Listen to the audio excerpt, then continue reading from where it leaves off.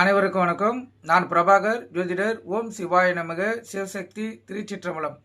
இன்று பிறந்த நாள் காணும் அனைவருக்கும் வாழ்த்துக்கள். இறைவனுடைய அருள் பரிபூர்ணமாக உங்களுக்கு கிடைக்கட்டும். உங்களுடைய மனம் எதை எண்ணி ஆசைப்படுகிறதோ அந்த ஆசை நிறைவேறட்டும் என்று எம்பெருமான் சிவபெருமானிடம் அடியேன் வேண்டிக் கொள்கிறேன். இப்போ நான் என்ன சொல்ல போறேன்னா, இந்த தாய் தந்தையருக்கு தன் பிள்ளை டாக்டருக்கு படிக்கணும் சொல்லி ஆசை இருக்கும். அந்த டாக்டருக்கு படிக்கக்குள்ள ஜாதக அமைப்பை ஒரு அமைப்பை சொல்கிறேன், கருத்தில் கொள்ளுங்கள். பல அமைப்புகள் இருக்கிறது, அதில் ஒரு அமைப்பு சொல்கிறேன்.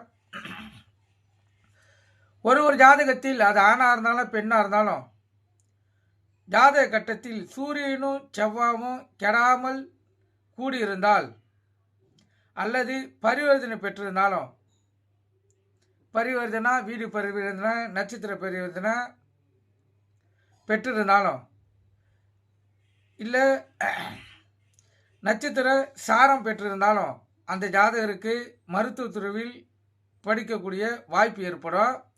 அதே போல் மேலும் மருத்துவ கிரகமான கேது பகவான் ஜென்ம லக்கணத்துக்கு 9, 10, 12 ஆகிய ஸ்தானங்களில் பெற்றிருந்தாலும் அந்த ஜாதகருக்கு மருத்துவ துறையில் படிக்கக்கூடிய வாய்ப்பு ஏற்படும். இது ஒரு அமைப்பு.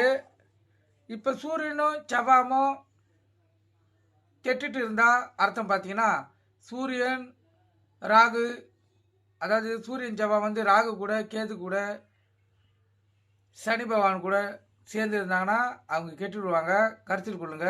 ஏன்னா அதுங்களாம் பாவ கிரகங்கள். அது போல் இருந்தால் அவங்களுக்கு மருத்துவ தொழில் படிக்கக்கூடிய வாய்ப்பு ஏற்படாது. இந்த அமைப்பு இருந்துச்சுன்னா கண்டிப்பாக மருத்துவத்துறையில் ஏதாவது ஒரு பட்டம் பெறக்கூடிய வாய்ப்பு ஏற்படும். நீங்கள் கருத்து கொண்டு பயன்படுங்க. நன்றி, வணக்கம், வாழ்க வளமுடன்.